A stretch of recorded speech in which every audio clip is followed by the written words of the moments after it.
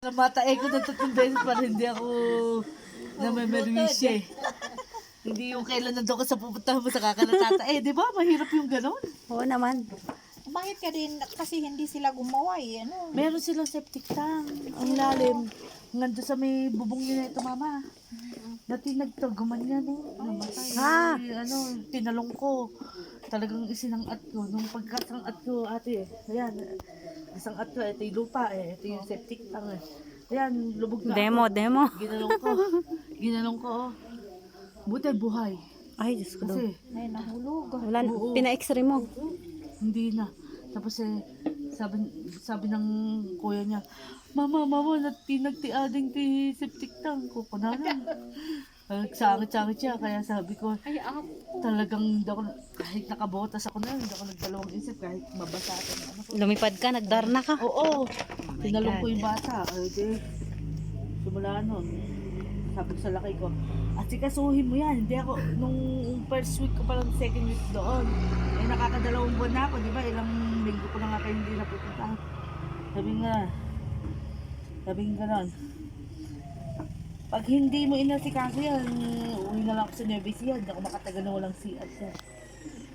Nung sinabi niya sa amo niya, nung mag-aano na kami ng ano ba ilalagay dito?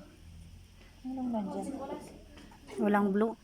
Ano ba yung kulay? O ayaw mo magkulay? Oo, natural na lang. Natural na may tip. Yun lang. Para maganda. Dahil yun nga. May white tip. Oo. Nung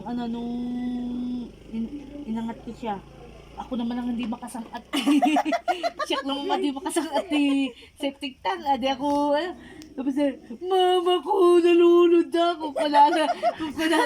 Kung kalala ng panganay. Dahil yun niya, nag-iiyak na yung panganay. Tapos sabi ko, tawagin mo yung tito mo, yung pinsan ng asawa ko, yung tito Dexter niya. Ang layo ng tito Dexter niya, hanggang ko lang Ate Lenny. Tito Dexter! Kasi nahanap niya yung tito Dexter niya.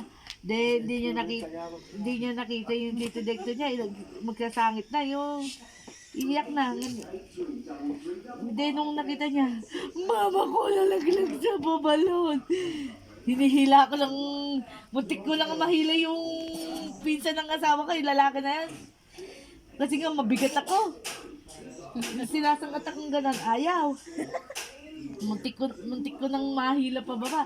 Sabi niya, sandali lang. Dapat ninalian ka, tapos Inangat. Hindi, nakuha rin naman sa kasi numanap kami ng parang mas mababaw ng konti. Yung medyo pwedeng ng paa, yung tawag ng mga Kaya sobrang hirap din talaga nangyari sa akin doon. Masyado hirap ko. Kaya simula sabi ko, hindi na ako makakaalis sa kubeta dito. Mamamatay na ako pag walang kubeta talaga. May tae doon sa kubeta nung nalaglag si Ambit. Wala. Hindi namin tinatapunan. baka mamaganda pa yun. Hindi namin tinatapunan pa. Hindi pa namin tinatapunan. Ayaw ng laki ko patapunan na kahit Mga lang, yung lang, sunrocks. Meron. Pero yung tae, ayaw pa niya. Kasi baka nga naman bigla nilang gawain lulusong sila ita yun. Hindi yun na nangyari. Yun. Wala akong nagawa. Kundi hintayin yung karapatan natin makalipat sa buhay. Punta tayo sa may CR. Maganda yung CR doon, nakita mo na? Hindi, pero ginawa nila kasi noon dun, medyo malayo din. Bagami, maganda din ko. Sabi ko nga, garamit kayo. Pagkiyan nyo dito. Awan daw ti libre na kung kunana. Awan daw ti baw kung kunana. May libreng bawla sa Wala na DSWD daw. nyo. Naubos daw kung kunana. Wala na daw. Kung matagal ko nung sinasabi yung pati kay Ate Andy dahil may contact siya sa mga yan. Diba? Parang kagaya ni Jane. May contact din si Jane. May sabi rin ni Jane, wala na raw.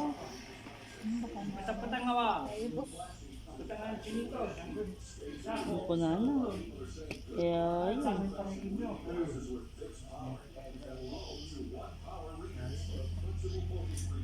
Ibiyangan mo na, papalo ka sa akin.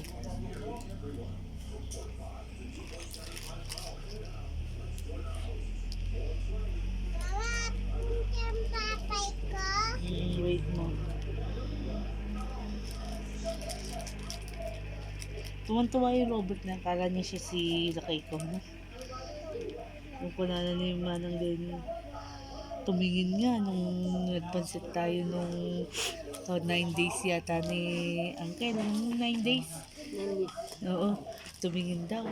Pagtingin naman daw, pangkas naman daw. Yung kunana. Yun. Sabi ni... Bangkis? Oo, ni Manang Lenny. Duling naman. Sabi na. Sabi ko, nagpiling lang na siya ang Lakay ko. Kasi pagkasigaw-sigaw ko pa kasi nung araw na yung mama yung Robert! Mama! Tumingin din daw eh. Kasi Robert din daw na gano'n. Ay, Robert ang pangalan ng asawa mo. Kaya Nung sakto dito, no? Dito, nandun kami sa may taas. Sinagawan ko.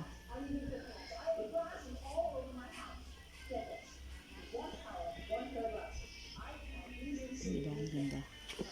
Isa ng mga... Hoy, ngit pa. Tayo. Eh, hindi ko pinakusal yung barbaro niyang damit eh. Kahit kabibihis lang niya ngayon eh. Nahayaan ko siya eh. Pag uwi niya sa kanya, usalin niya. At least may pasukat siya, no? Kasi pasukat mo, ipasukat mamaya eh...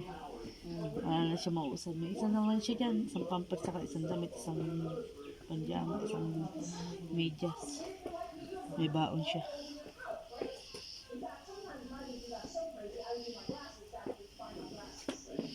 Nag-aarte-arte yung ano, yung kapitbahay namin dyan. Inuunahan ako lagi sa labahan. Ngayon maglaba siya, ano, kahit yung manlaba.